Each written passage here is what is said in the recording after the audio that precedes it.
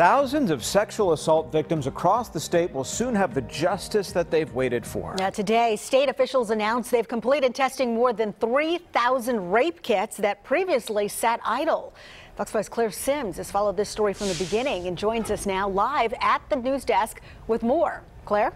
Well, Sine, this week the GBI reached a milestone years in the making. They have officially tested all of the previously unsubmitted rape kits that were discovered in hospitals and evidence rooms across Georgia.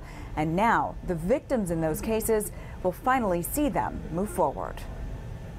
I am very proud to announce today that the 3,005 sexual assault kits that were identified because of Senate Bill 304 have all been tested. An announcement more than 2 years in the making.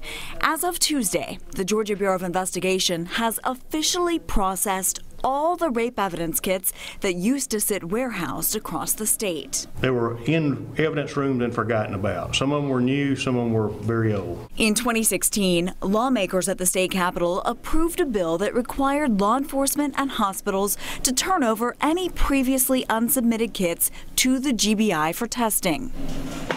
This is exclusive video inside the GBI vault as workers prepared the first shipment of 50 kits for a private lab later that spring.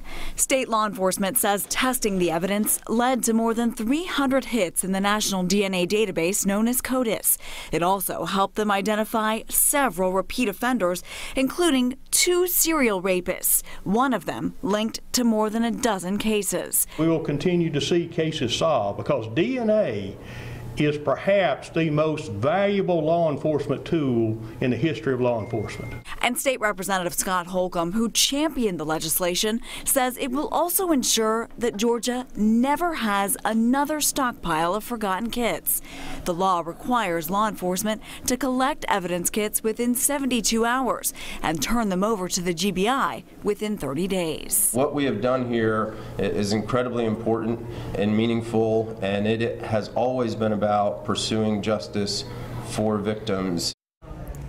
GBI Director Vernon Keenan says law enforcement has gotten the message that these kits need to get tested in a timely manner. He says the GBI gets an average of 250 new sexual assault kits every month.